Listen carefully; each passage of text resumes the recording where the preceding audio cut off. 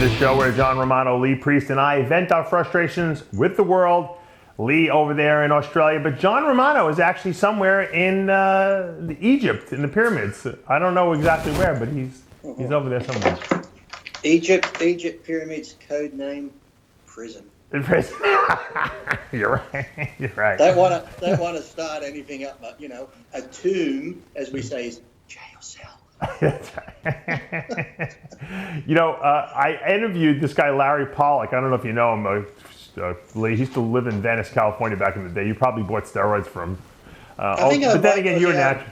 I remember a guy who's always around. I don't know his last name, but I do remember a guy always called Larry that was always around Venice Gold's Gym. So it's probably the same one. Yeah, it had to be. So when he came from, he got it. It's a crazy story, but he got kidnapped by the Mexican cartel, and he almost got killed, and he escaped. And when he got to the border, going back into the U.S., the Border Patrol guys said to him, the first thing they said to him is like, "Do you know John Romano?"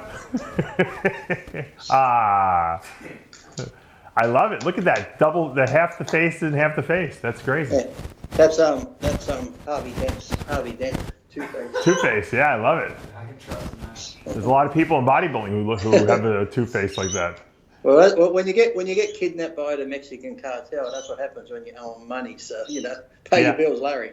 That's right. So anyway, today's topic, Lee, is going to be, I'm sure you've heard this plenty before as well.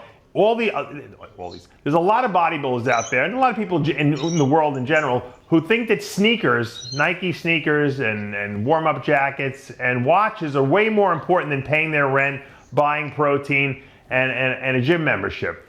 And, I see this in some of the people I work with, but more so just in like people on Instagram. These people complain they have no money to pay for anything, and they're walking around with like $250 pair of sneakers. They're walking around with Rolex watches on, Air Jordan clothing, like a different outfit every day. I mean, it's unbelievable. If I didn't have guys sending me T-shirts, I'd wear the same T-shirt every day. What is this obsession with sneakers, Lee? I got a friend that he actually pays his rent though, but he's got over probably 90-odd pair of Jordans and keeps them all in airtight boxes in his cupboard. They're all stacked up like this. Every time he wears one, they look brand new. And I have another friend that brought a pair of new shoes, and he won't actually train you. He'll bring them to the gym, but he won't wear them leg days and stuff, because if you do calves in them like this, that creases, puts a crease across the top of the shoe. So I'm like, well, what's the point of having it? So I got a pair of Nikes. These ones here. Oh, look at these ones. They're worn. I like them. They're like $90 Nikes. I've had them for about 2 years or so. My shoes have to really get holes in them before I throw them away, because they just get comfortable at that stage. But new shoes are a fucking pain in the ass. So no, I don't know why they do it. They just like to have them so they can hashtag on Instagram and probably hope that Nike or Reebok's going to send them a free pair of shoes. But when I see guys, Lee, who have like 100 pairs, I love it. Nice. $70 on sale from a shoe warehouse. That's going right. out of stock, $70. You buy them when they're cheap, because that way it doesn't matter. But I got friends that in Australia. You have to remember, in Australia, this pair of Nikes I got when I was in America for $90. The same pair here is almost $320 at Foot Locker. Wow. So the price of shoes here is astronomical compared to over there. But like you said, they buy watches. I got a lot of watches because I'm sponsored by Swole, but I don't really buy them. When I used to buy them, I used to buy the cheapest, like Swatch. What was not Swatch, but one of those fucking G-Shocks. The last year's models. Yeah. So they're a lot cheaper. Look, it just tells the fucking time. I remember years ago, it was after one of the Arnold Classics. Kevin Leverone came up to me and he's like, "Lee, look at this watch. Look at this watch. Rolex, 25K.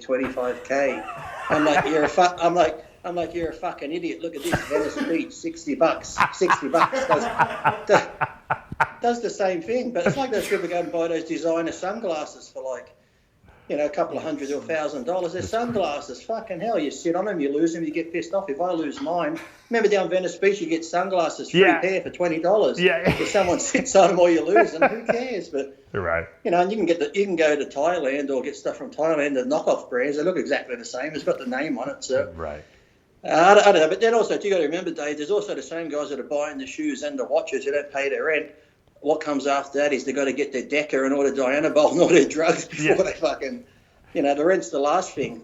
I don't know. I don't understand it, but I always, when I see guys that have like the 600 pairs of shoes in their closet and they're in, like you said, hermetically sealed, bags and stuff like that, and everything is all preserved. I always think of these, on like Lifestyle Channel or Tia, whatever, all these different channels, they have the hoarding shows where they have to go in and they have to get the 85-year-old woman out of there or the man out of there, and they have to throw out all the stuff. And I'm thinking, in like 30 years, these people are going to be, their grandkids are going to do an intervention, and they're going to come in and throw out all those fucking 600 pairs of sneakers they got in there. They're going to be like, hoarder, hoarder, hoarder. And they're going to be like, no, they're worth money. They're worth money. I know they are. I've been saving them for 40 years. They put them in like a fucking Reebok or Nike museum. Look at these shoes. We found that from 2020. They're going to put them in a dumpster is where they're going to put them, Lee. You know that. But those hoarder shows are good though, because normally when they go into those places, they just got fucking piles of newspaper and catalogues fucking stacked everywhere. I don't know what the fuck they're looking for. And cats. Sometimes they're crazy cat people. They have cats everywhere too. But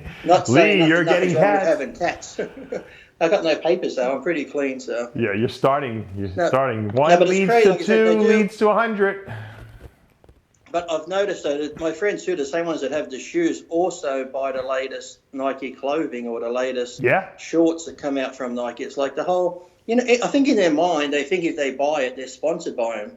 So it's like if they have all these Nike shoes and Reebok shoes, in their mind, I'm sponsored by them. Yeah, I get, if I buy 3 or more from fucking Rebel Sports, they give me 20% off. Yeah. So that's like some sponsorships here in Australia. People say they're sponsored by a supplement company, and all they really do is wear their T-shirt and they get 10 or 20% off the product. So they're not sponsored. They're ambassadors. They're ambassadors of brand ambassadors. Some people, look, Lee, there are people out there who can afford to buy sneakers, and I have a couple of good friends that they have a lot of money. They can buy sneakers and all the outfits they want. But I'm talking about the people who can't afford it, who just think they're like obsessed with collecting these things. And really, they're going to be put in a dumpster one day. No one's going to buy their collection for $1 million. You know that, and I know that. You got to be practical. But how many can you wear? It's like these people. I love cars too. But if I had millions of dollars, I'd probably just have one H1 Hummer, an Aston Martin, and a piece of shit car. But you have people that have 30 cars. How many can you drive? And with your shoes too, you can have 50 pair of shoes, but generally 1 or 2 pair or 3 pair at the most are your favourites that you constantly wear over and over. So the other ones are just sitting there. So I just don't get it. If you can afford it or you can't afford it, I don't see why having so many. Because trust me, when I travel like you, how many T-shirts do you get given from companies and stuff? I end up giving lots away. Yeah, so I have hundreds of T-shirts. I give a lot to charity. But even with the hundreds of T-shirts I have, once I wash them, I put them back in the cupboard. I'm always grabbing the ones from on top, so I'm always wearing the same T-shirts. Yeah, I wear the same ones, exactly. You're right. So I'm thinking out of the probably 100 T-shirts I have, I probably wear 5. And people think, fucking, they're the only ones he has, They always say you got to turn your pile over so you start from the bottom. But it's like I said, it's just, we live in a society where it's just people want more and more and more, and it's a wasteful society, and we just throw the shit out eventually. So it's like, I can't get it. Like I said, all those shoes, and wearing new shoes, you always look fucking weird anyway. Remember when you used to go to school with a new pair of shoes on, and everyone would christen you by jumping on your fucking feet down? All fucking new shoes, especially if they were white. They'd jump all over your shoes, and you go home that day with fucking 100 feet mark all across your new white shoes. So I don't like to draw attention to myself by wearing bright colour shoes. Like, even though I've got fucking Ronald McDonald red ones on right now, I don't like to draw that attention. But if I wear bright shoes, it takes the attention off my face. I just don't. I don't understand how people prioritize their life sometimes. It baffles me. And then they complain about it. Then they go set up GoFundMe campaigns, Lee. They want you to donate to their GoFundMe for their competition so that they can buy their drugs and their food. But they have to have. What gets me is if you can't afford to buy your drugs, you can't afford to buy your food and that. You shouldn't be competing, because I don't know how many times, like, when I first started, I think my first contract from Weeda was like $2,000 a month, and, I had an okay place. I could get by with a few seminars here and there. You could pay your rent and food and that. But come contest time, I'd see these people move out who are, like you said, living in apartments, no car, but yet you talk to them, they're getting ready for the USA. Yeah, I'm taking all this growth hormone, I'm doing everything. And I'm thinking, fucking hell, you must be good at sucking cock, because how the fuck do you afford all that shit? Because, like, Yeah, I got contracts doing seminars making money, and these people have nothing, and their drug list itself would be like $10,000-$20,000 for one fucking show, plus all the other shit on top of that. So I'm thinking, how the fuck do you have the money for all this stuff? And some of the professionals can't even afford that. So I don't know what's going on out there. Take-home message, guys, is prioritize your lives. Prioritize what you spend your money on. You know, when I first started, I accounted for every penny. You know, I used to go buy tuna cans, you know, for 99 cents a can when I'd buy the whole case, because I had a certain amount of money to work with. And that's what you guys have to understand. You can't have everything you want all the time. When you make millions and millions and millions, you can buy whatever you want after that. But guys, prioritize what's most important. And now you're married and got kids, you don't even fucking see the money anymore. So No. It just goes. It goes to the you kids. you just walk around in those open-toe sandals now, don't you? So, I've become my father. Yeah, I'm going to wear the same clothes for the next 30 years. They're like, look at Dave. He thinks he's a fucking Roman soldier with his sandals on.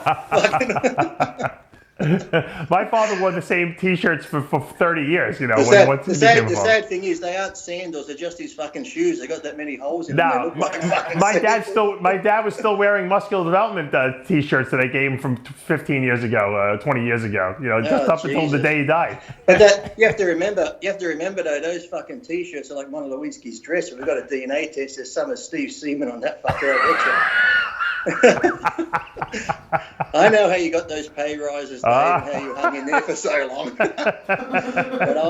that old saying, to get ahead, you got to give it. You just took it too far. You just took it too far. Yeah. Dave's blue MD shirt. Fucking Monica Lewinsky. I think it's a little too early over in the morning. I think Lee is still asleep. He might be having some hallucinations or something. Lee, have a great day. Enjoy the gym. Thanks for joining us as always. The sun is just coming up. It's going to be another hot day here. Well, there's a plane ticket waiting for you, I understand, and you're wanted at the Pyramid of Giza over there in Egypt. John Romano's waiting for you over there. Yeah, but like I said, that's the thing too. If you're going to get buried, like, you know, when my grandfather passed away and died, I put the Mr. Olympia medal around his neck. So I figure, in hundreds of years' time, if they ever dig him up, they're going to go, fuck, look, we found Mr. Olympia. Did you really put it? You buried him with that? Yeah. So if they ever dig him up, they're going to think they found Mr. Olympia. They're like, wow, look. He's only short. Must be fucking Franco Palumbo or something. I figured when I. You already have. People think your grandfathers are still competing out there, right? The guy in England. Yeah. Well, I figure when I die, I'm going to get buried with everything you have. Just get buried with you. My fucking cats and that. So when I do get dug up in thousands and thousands of years, they're going to think I was some sort of king. Yeah, that's true. Well, either that or people when they go into the funeral home will steal all the stuff off of your body probably before they even close the casket. I'll give it all away before then. So you can't take it with you, Dave. So that's the message. You can't take anything with you. You might as well give it all away, right? That was Wayne Dyer's message.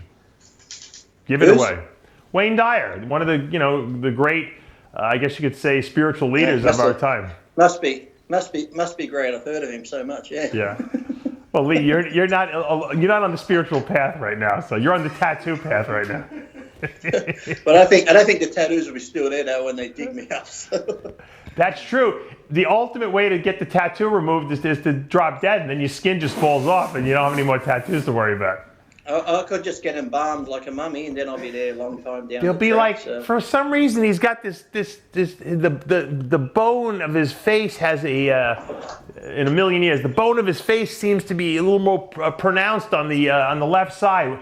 We think that it was facial art they used to do back then in the ancient times. I have an endoskeleton, didn't you know? There you go, right. I'll still be here in 1,000 years' time, pissing people off on the internet. That's right. Lee ain't going nowhere. He's not dying. He's going to be around. Look at this thing, looking good. I'm getting just younger. don't Lee, do me a favor. Don't spend all your money on sneakers. And on that message, I'm Dave Palumbo. I prefer to spend it on stilettos. There you go. High heels. That's the way. Don't go more than 4 inches, though, Lee. I like a good 8. Sean Ray will be very upset if you're taller than him. Well, Sean, I'll have to fight him for the dress, not the shoes. See you next time, guys.